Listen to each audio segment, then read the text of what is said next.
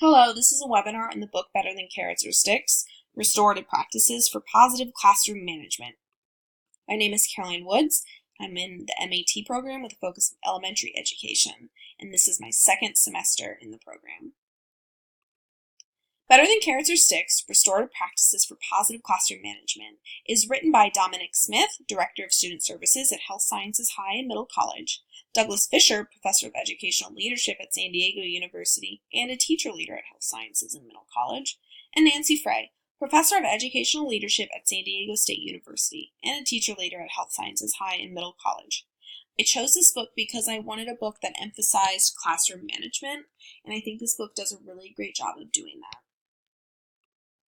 The central premise of the book is to give all teachers the tools to ensure that their classroom is welcoming, enriching, and constructive. In order to create this type of classroom, teachers build upon collective respect and focus on student achievement. To summarize the book, the authors aim to show how to implement classroom management that is effective long-term. Implementing classroom management does not mean using the method of punishment and reward, but rather having teachers and students work collaboratively to change and fix behavioral issues. The book provides real-life examples of how restorative practice has a much better long-term effect on students than the traditional method of encouraging good behavior and discouraging bad by doling out rewards and punishments. This book focuses really on long-term effects. One main point in the book is relationship between teacher and student and how we can build this relationship. To start, we need an invitational education for all of our students. That means having trust, respect, optimism, and intentionality. Trust, have the students feel safe in their environment. They're trying to be their best every day. We as teachers are trying to be our best every day, but we are all human and we will have a bad day here and there. But that doesn't mean we need to go and ostracize our students for that. Respect. Show respect and it will be shown to you. Model the type of behavior you want your students to have. Optimism. Believe in your students and believe they have the ability to learn. Intentionality. Act on your optimism and make your belief that every student can achieve a reality. Be intentional in your instruction. Know your student's name. It may be silly to make that a bullet point, but it's really important in building relationships. Bringing the right attitude to school, making your students feel welcomed. Have a student survey. Get to know your students that way. It can be fun for everyone involved. Attend extracurricular activities. Your students will see you and see that you care and are invested in them. Quote from the book, students know when they are loved and can tell when they are just being tolerated. Another main point of the book is to establish classroom procedure and expectations. If you want students to behave, they need quality instruction that captures their attention and engages them in the content. Purposeful learning. For purposeful learning to occur, students need relevant learning targets. When students know what they are expected to learn, why they are expected to learn it, and how they can demonstrate what they have learned, they pay closer attention to their work and engage in less misbehavior. Collaborative learning is creating a classroom driven by discussion rather than distraction. Take away any guesswork for the students. We should be helping our students thrive in the environment we set up for them. It doesn't mean making things easier, but helping them feel calm and confident in their education. Just like adults, most students will act out less and feel more in control and able to do work when they know what is expected of them. We should have classroom procedures and expectations vocalized to our students from the beginning of the school year. Another main point of the book is to implement conflict resolution strategies. Teachers should be in the habit of de-escalating a situation. We should not become confrontational with our students and start power struggles. The book offers 5 steps on how to de-escalate a conflict. Looking, make eye contact. Naming, talk quietly with the student and name the problem behavior. Questioning, ask the student what they should be doing at that moment. Commanding, inform the student what needs to be done and possibly let them know the consequences if they do not change the behavior.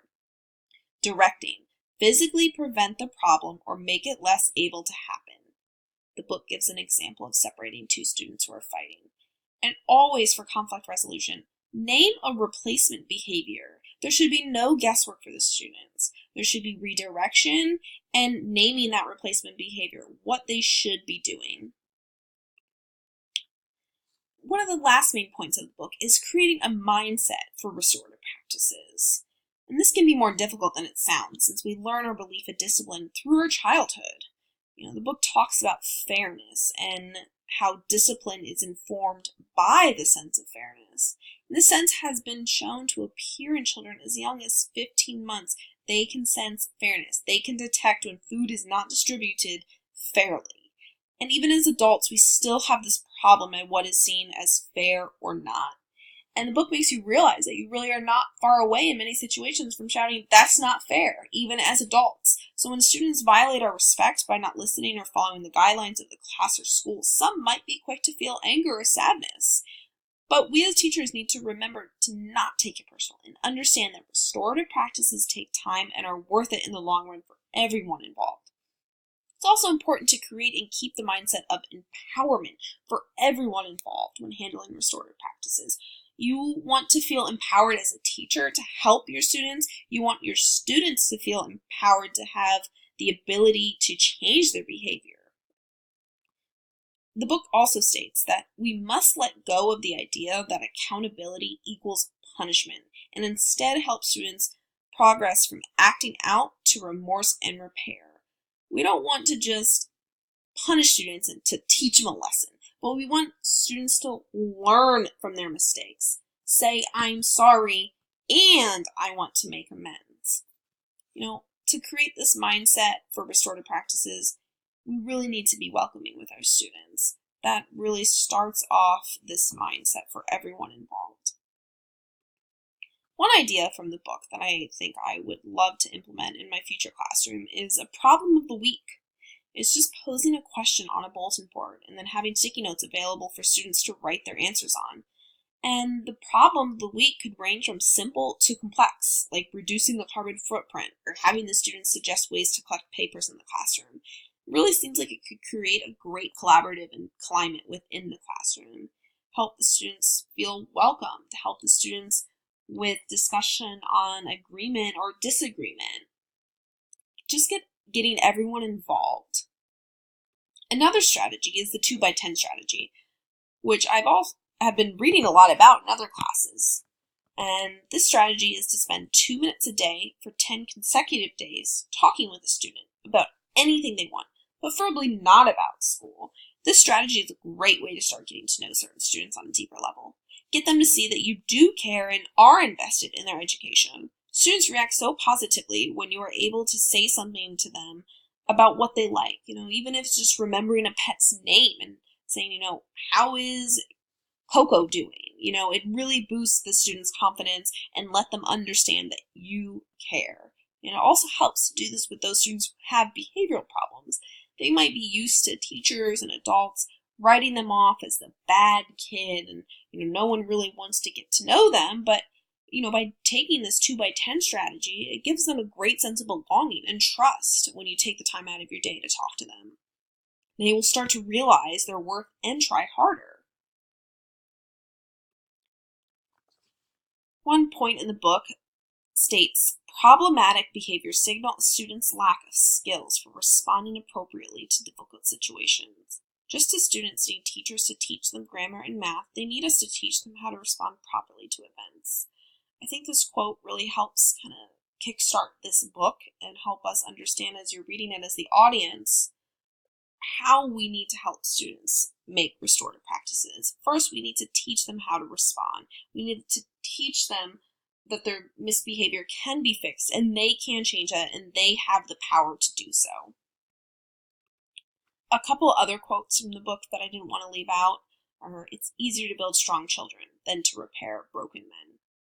We tend to make decisions based on past experiences. Our beliefs about school, classroom management, and discipline have been shaped by decades of experience, starting in kindergarten. Punishments don't teach. They just create more distance between student and teacher. It's vital to understand that what happens before and after a given behavior is just as important as the behavior itself. Thank you for listening to this webinar on the book Better Than Carrots or Sticks, Restorative Practices for Positive Classroom Management. I hope that this little insight into the book makes you want to go pick up the book and read it for yourself. Thank you.